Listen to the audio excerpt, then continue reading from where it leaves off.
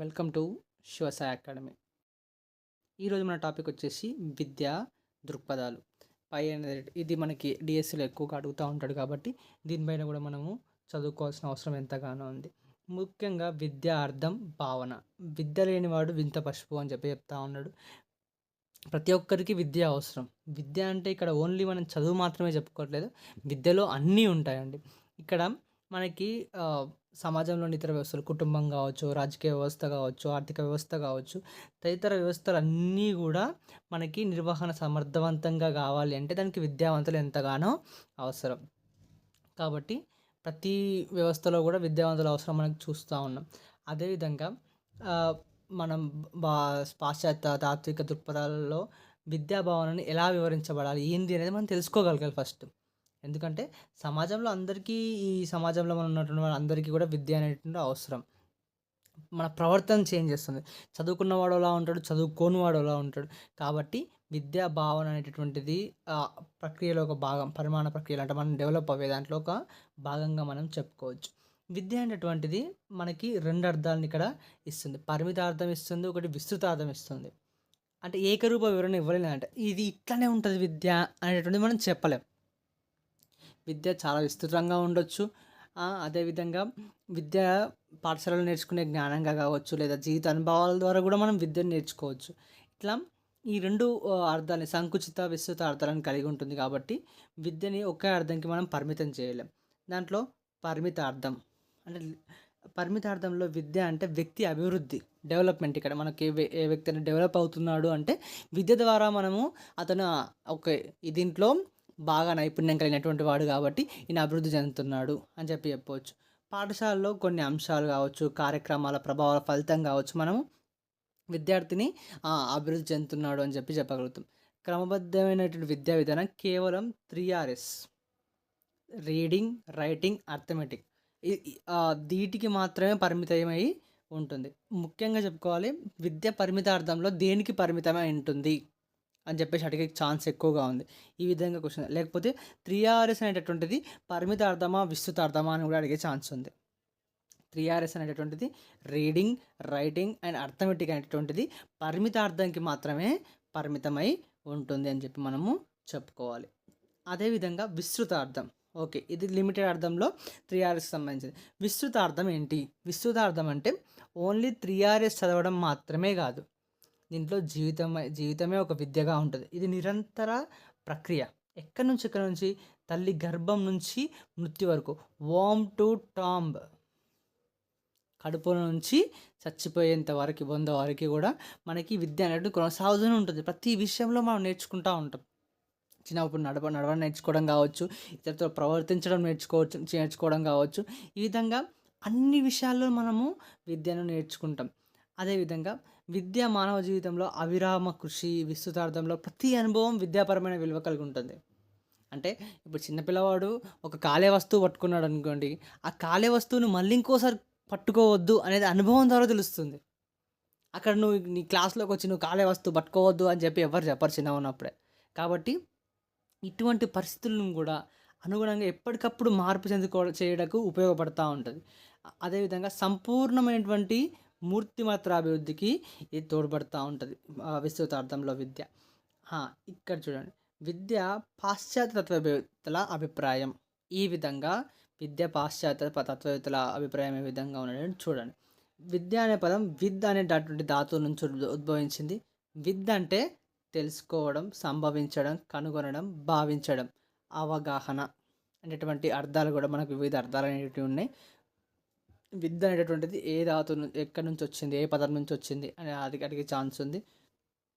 కాబట్టి విద్య అంటే వీటన్నిటిని సమ్మేళనం. తెలుసుకోవడం కావచ్చు, సంభవించడం కావచ్చు, కనుక్కోవడం కావచ్చు, భావించడం కావచ్చు, అవగాహన కావచ్చు, ఇవన్నిటి సమ్మేళనం వల్ల కలిగే జ్ఞానం అని చెప్పుకోవచ్చు మనం. విద్య సమానార్థకం ఉన్న ఆంగ్ల పదం ఎడ్యుకేషన్. ఇంగ్లీష్లో మనం విద్యని ఎడ్యుకేషన్గా చెప్పుకుంటూ ఉంటాం. ఇక్కడ ఈ ఎడ్యుకేషన్ అనేటటువంటి పదం లాటిన్ పదం నుంచి ఉద్భవించింది. లాటిన్ భాషలోని ఎడ్యుకేర్, ఎడ్యుసిడ్ అనేటువంటి పదాల నుంచి ఉపయోగించారు. లాటిన్ పదంలో నుంచి ఎడ్యుకేషన్ అనేటటువంటిది ఏ పదంలో నుంచి, ఏ భాషలో నుంచి ఉద్భవించింది అని చెప్పి అడిగే ఛాన్స్ ఉంది. లాటిన్ పదంలో నుంచి ఉద్భవించడం అనేటటువంటిది జరిగింది. దీంట్లో ఎక్కువగా అడిగినటువంటి క్వశ్చన్స్ ఎడ్యుకేషన్‌లో ఈ అంటే దేన్ని సూచిస్తుంది? ఔట్ ఆఫ్ డూకో అంటే దేన్ని అంటే వృద్ధిలోకి తీసుకురావడం, టు బ్రింగింగ్ అప్ అనే అర్థం వస్తుందన్నమాట. మొత్తానికి ఎడ్యుకేషన్ అంటే టు లీడ్ ఫోర్త్ అంటే ముందుకు దారి చూపడం అనేటువంటి ఒక అర్థాన్ని తీసుకొస్తుంది. ఇవి ఎక్కువగా అడిగే ఛాన్స్ ఉంది. ఇది లాటిన్ భాష అని చెప్పి ఎక్కువగా క్వశ్చన్ రేజ్ అయింది. అదేవిధంగా ఎడ్యుకేషన్‌లో వివిధ భాగాలుంటాయి. ఈ అంటే ఏంటి? డూకో అంటే ఏంటి? అనేటువంటి ఈ భాగాల్ని మనము వాటి మీనింగ్ తెలుసుకోవాల్సిన ఆస్కారం ఎంతగానో ఉంది. ఈ అంటే ఔట్ ఆఫ్ అని, డ్యూకో అంటే వృద్ధిలోకి తీసుకురావడం అని చెప్పేసి అర్థం వస్తూ ఉంటుంది. జ్ఞానం అంటే కేవలం సమాచార సేకరణ పొందిన జ్ఞానమే కాదు, ఆచరించే నైపుణ్యం అని కూడా చెప్పుకోవచ్చు మనం. ఇక్కడ పాశ్చాత్య విద్యావేత్తల అభిప్రాయాలు కొన్ని ఇక్కడ మనకు మెన్షన్ చేయడం జరిగింది. తప్పులను తొలగించే సత్యాన్ని అన్వేషణ చేసేదే విద్య, సోక్రటీస్. సంతోషాన్ని, బాధను సరిసమానంగా పొందగల సామర్థ్యాన్ని కలిగించేదే విద్య, ప్లేటో. దృఢమైన శరీరంలో దృఢమైన మనసు, అరిస్టాటిల్. ఈయన గొప్ప మేధావి. మనుషులను సార్థకులుగా తయారు చేసేదే విద్య, కొమినియన్. సహజమైన సుశీలమైన ప్రగతిశీల వికాసాన్ని కలిగించేదే విద్య, పెస్టాలజీ. జీవిలో ఆవరించి ఉన్న దాన్ని వివర్తనం చేసేదే విద్య, ప్రోబెల్. శిశువు తన ఉత్తమ సామర్థ్యాల ద్వారా తన వంతు కర్తవ్యాన్ని నిర్వహించుటకు జీవితానికి సంబంధించిన సంపూర్ణ వికాసం కలిగించేదే విద్య, టిపి సన్న. తన పరిసరాలను నిర్వర్తించగలిగే, తన అవకాశాలను అందిపుచ్చుకోగలిగే విధంగా వ్యక్తి సకల శక్తి సామర్థ్యాలను వికాసం చెందించేదే విద్య, జాన్ డ్యూయి. ఒకటి గుర్తుపెట్టుకొని, జాన్ డ్యూయి అన్నప్పుడు ఎప్పుడు కూడా పరిసరాల గురించి వస్తుంది. ఎందుకంటే ఈయన పరిసరాలలోనే విద్యార్థి విద్య నేర్చుకోగలడు అనేటటువంటి ఒక నియమాన్ని ఎక్కువగా నమ్మినటువంటి వ్యక్తి కాబట్టి జాన్ డ్యూయి ఎప్పుడొచ్చినా పరిసరాల గురించి జాన్ డ్యూయి గురించి వస్తుందని చెప్పి గుర్తుపెట్టుకోండి. మనస్సును నియంత్రించే విద్య, ఎమర్సన్. వ్యక్తి ఆలోచన శక్తి పెంపొందించేది సరైన విద్య, డెక్టార్. సంపూర్ణ జీవితానికి సమాయత్తపరచడమే విద్య, స్పెన్సర్. పరిణతి చెందని వారిపై చూపు ప్రభావం విద్య, రెడిన్. రాజకీయంగా, ఆర్థికంగా, సాంస్కృతికంగా అణిచివేసే సమాజ నిర్మితిలో అణగారిన వ్యక్తుల సృజనాత్మకతను వెలికితీసి స్వేచ్ఛను ప్రసాదించే శక్తులను పెంపొందింపజేసేదే విద్య, పాలో ప్రిమరీ. ఇవన్నీ కూడా పాశ్చాత్యవేత్త తాత్వికవేత్తల నిర్వచనం. వీటి ద్వారా గమనిస్తే విద్య అనేటటువంటి సాధించవలసిన లక్ష్యాలు అంటే విద్య ద్వారా నువ్వు ఏం లక్ష్యాలు సాధించగలుగుతావు అనేసి సూచిస్తూ ఉంది. ఇవి ఎక్కువగా ఆచరణాత్మకంగా ప్రాధాన్యం ఎక్కువగా ఇస్తా. అంటే నువ్వు విద్య అంటే ఏదో చదువుకోవడం అనే కాదు, నువ్వు దాన్ని ఆచరించాలి. ఏది నేర్చుకున్నావో దాన్ని అమలుపరచగలిగేటట్టు ఉండాలి అన్నదాన్ని ఎక్కువగా ఇది మనకి సూచిస్తుంది. విద్య కేవలం వ్యక్తిగత అంతర్గత స్థితులను వెలికి తీయడమే కాదు, ఆ అంతర్గత శక్తులు ఎట్లా ఉపయోగపడతాయి. ఇప్పుడు మెయిన్గా వచ్చింది అదే. ఇప్పుడు కొత్త విద్యా వ్యవస్థలు అన్నిట్లలో కూడా నువ్వు నేర్చుకోవడం కాదు, చేసి చూపియు. ఏం నేర్చుకున్నావు? నువ్వు ఉపన్యాసం వేయడం నేర్చుకున్నావా? నువ్వు ఒక ఎక్స్పెరిమెంట్ నేర్చుకున్నావా? ఏం నేర్చుకున్నావు? అది నీకు ఎట్లా ఉపయోగపడుతుంది జీవితంలో? నువ్వు భాష నేర్చుకుంటే నువ్వు ఆ భాష ద్వారా ఏం ఎలా ఉపయోగిస్తున్నావు ఆ భాషని? నిత్య జీవితంలో నువ్వు భాష ఉపయోగిస్తున్నావు. నువ్వు ఇప్పుడు మ్యాథ్స్ లెక్కలు నేర్చుకుంటున్నావు, ఆ మ్యాథ్స్ని నువ్వు ఏ విధంగా ఉపయోగిస్తున్నావు? నువ్వు ఇప్పుడు డబ్బులు కౌంట్ చేయడంలో ఉపయోగిస్తూ ఉన్నావు, ఎవరికైనా అప్పు కట్టేది ఉంటే అప్పు కట్టడంలో, వడ్డీ కట్టేది ఉంటే వడ్డీ కట్టడంలో, ఇటువంటి వాటిలో నువ్వు ఉపయోగిస్తూ ఉన్నావు. ఈ నిర్వచనాలన్నీ కూడా దీన్నే మనకి సూచిస్తూ ఉంది. తర్వాత విద్య భారతీయ తత్వవేత్తల అభిప్రాయం. ఇప్పటివరకు పాశ్చాత్య తత్వవేత్తల అభిప్రాయం తీసుకున్నాం. ఇప్పుడు భారతీయ తత్వవేత్తల అభిప్రాయం మనము తీసుకోవచ్చు. విద్య అంటే సంస్కృత ధాతువు నుంచి వచ్చిందని మనకు తెలుసు ఆల్రెడీ. మొదట తనను తాను తెలుసుకోవడం, అనంతరం దివ్యత్వం గురించి తెలుసుకోవడం, ఆత్మను గురించి తెలుసుకోవడం అనే ఉదాత్తమైన భావాల నుంచి విద్య అనేది ఆవిర్భవించింది. ఫస్ట్ తనను తాను తెలుసుకోవాలి, ఆ తర్వాత దివ్యత్వం ఉందా తెలుసుకోవడం, ఆత్మను గురించి అంటే నీ లోపల ఇన్నర్ పీస్ అనేది ఏదైతే ఉందో దాన్ని నేర్చుకోవాలి నువ్వు అనేటువంటిది విద్య. విద్య అపరిమితమైనది. పరిమితం అంటే లిమిటెడ్, అపరిమితం అంటే లిమిట్ లేనిది. వ్యక్తి సంపూర్ణ మూర్తిమత్వానికి తోడ్పడుతుంది విద్య. అంటే నువ్వు టోటల్గా ఫుల్ఫిల్ అయినావు అని చెప్పడానికి. దీనికి పరిధి లేదు. విశ్వమానవుని తయారు చేస్తుంది. అంటే లిమిట్ ఉందా విద్యకి ఏమన్నా? ఎక్కడా లిమిట్ లేదు. ఇంతవరకే నువ్వు చదువుకోవాలని లేదు, ఇది మాత్రమే నువ్వు నేర్చుకోవాలని లేదు, ఏదైనా సరే మనము నేర్చుకోవచ్చు. ఇక్కడ మనకి ఎక్కువగా భారతీయ తత్వవేత్తల నిర్వచనాలు ఎక్కువగా అడుగుతూ ఉంటాడు. వ్యక్తి పరిపూర్ణమైన మూర్తిమత్వ రూపకల్పన చేయుట ద్వారా మంచి వ్యక్తిగా రూపుదిద్దుటకు తోడ్పడినదే విద్య.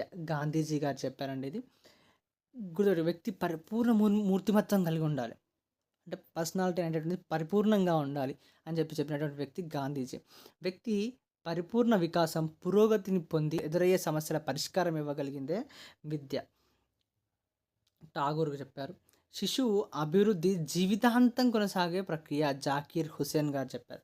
వ్యక్తి నిస్వార్థ తత్పరునిగా, స్వావలంబనకుడిగా తయారు చేయనది విద్య. వేదాలు చెప్పాయండి. ఇవి కూడా అడుగుతాడండి అప్పుడప్పుడు.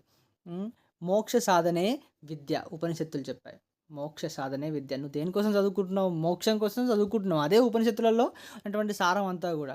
ఆత్మ సాక్షాత్కారమే పొందటమే విద్య. ఆత్మ సాక్షాత్కారం పొందటమే విద్య అని చెప్పి శ్రీ శంకరాచార్య గారు చెప్పడం జరిగింది.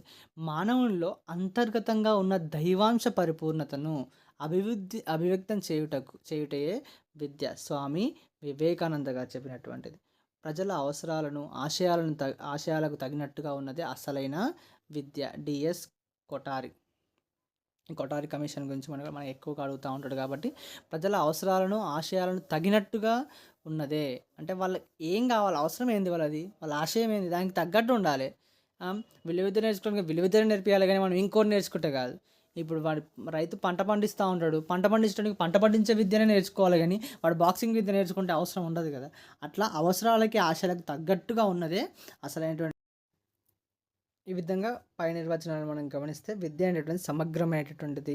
దాని ప్రభావానికి అనుగుణ్యంగా జరిగే మార్పులను, దాని తర్వాత ఒక పరిపూర్ణమైనటువంటి వ్యక్తిగా రూపొందించడానికి విద్య తోడ్పడుతుంది. సూక్ష్మంగా చెప్పాలంటే విద్య పాఠశాల ద్వారా అందించబడుతుంది. కాకపోతే స్థూలంగా అంటే డెప్త్గా వెళ్తే విద్య సమగ్రమైనటువంటిది. ఇది జీవిత అనుభవాలను జోడించి నిరంతరం కొనసాగే ప్రక్రియ మనకి విద్యగా మనము చెప్పుకుంటాం.